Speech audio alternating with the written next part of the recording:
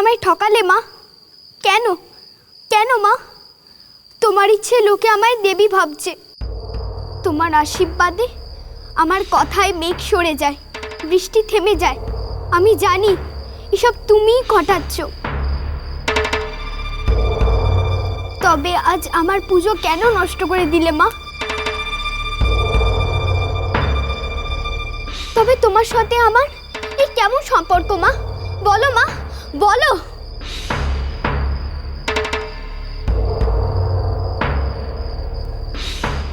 চুপ করে থেকো না মা, চুপ করে থেকো না। আজ নিজে মুখে জবাব দিতে হবে তোমাকে। কি হলো, কথা কইছো না কেন? কি হলো, কথা কইছো না কেন? কি হলো, কথা কইছো না কেন? কথা কও। কি হলো, কথা কইছো না কেন? কথা কও। কার কাছে জবাব চাইছো ঠাকুরজি?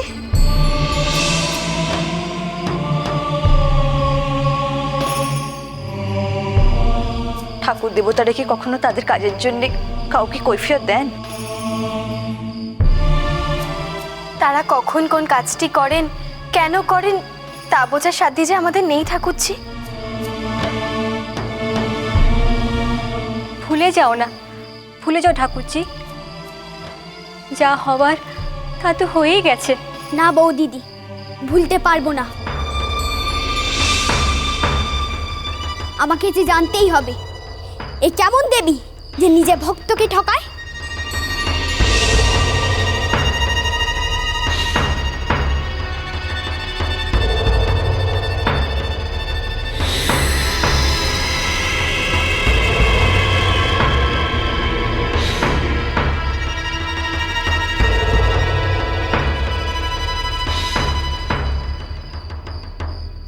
কেমন দেবী তুমি, নিজে ভক্তকে ঠকাও? দেবী কখনো কাউকে ঠকায় না। বলো, উত্তর দাও। কথা বলতে জানো না তুমি? নাগ দেবীর মুখে শুধুই বিষ আছে, কোনো কথা নেই। ও কি কথা ঠাকুরজি? ঠাকুর দেবতা সম্বন্ধে এমন কথা কেউ বলে?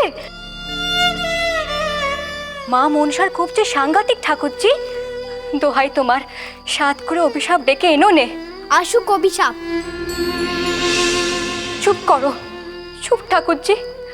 ও মা গো, ও ঠাকমা, শিগগিরই দেখবে এসো ঠাকুরজি কেমন করছে। ঠাকুরজি, ঠাকুরজি শোনো। দেবী মনসাকে আমার প্রশ্নের উত্তর দিতে হবে। তোমরাও তো আমাকে দেবী বলো, তাই না? তবে ধরে নাও এ এক দেবীর সাথে আরেক দেবী যুদ্ধ। তোমরা এর মাঝখানে এসো নে। আমাকে আজ প্রশ্নের উত্তর পেতে হবে।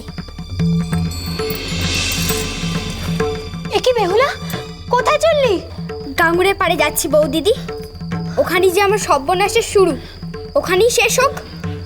কিসের শুরু, কিসেরই বা শেষ?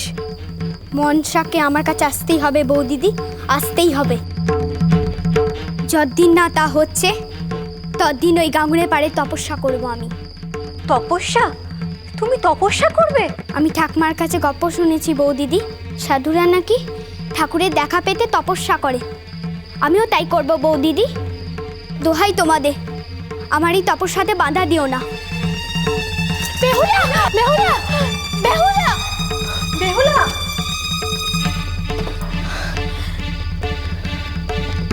তোর তপস্যায় বাদ সাধবো, সে সাধ্যে আমার কোথায় বেহুলা?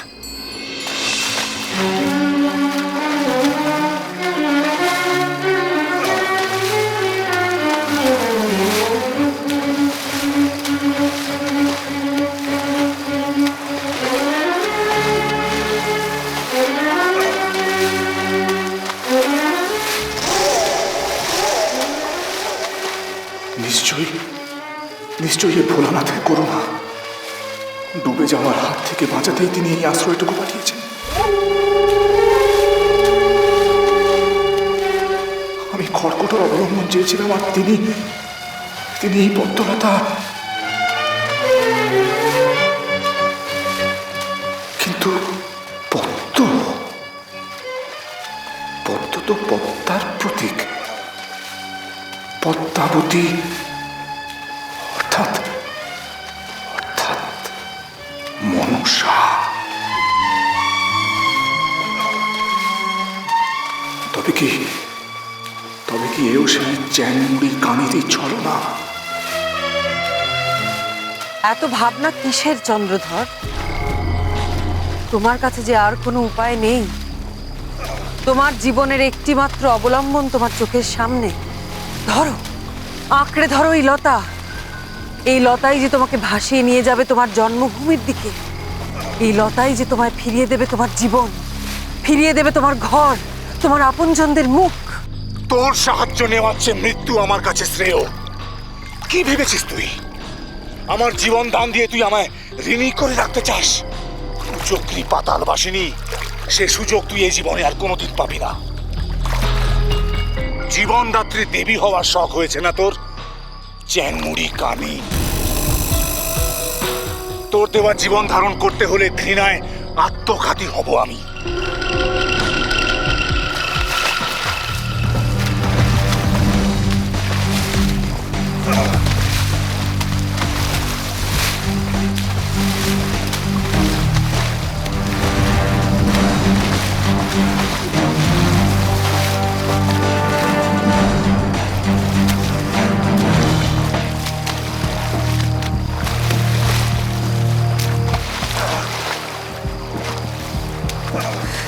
এত বড় স্পর্ধা তোমার, এত দুঃসাহস!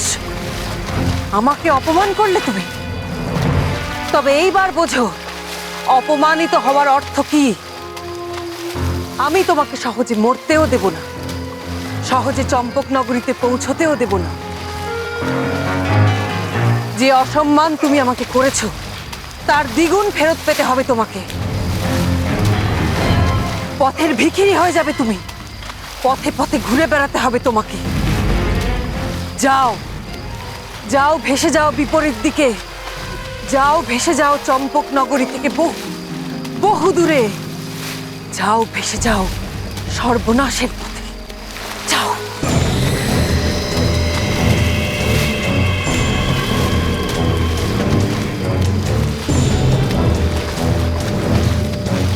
দেখি দেখি আরো কত দুর্ভোগ, আরো কত দুর্গতি সহ্য করতে পারো তুমি। দেখি, যাও, ভেসে যাও, যাও, ভেসে যাও চন্দ্রধর বণিক, ভেসে যাও, যাও।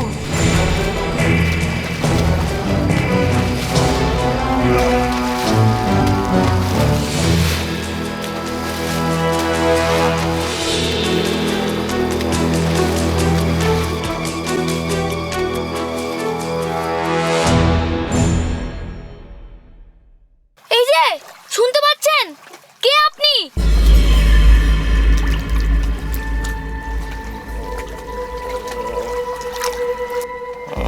আমি চাঁদ সদাগর।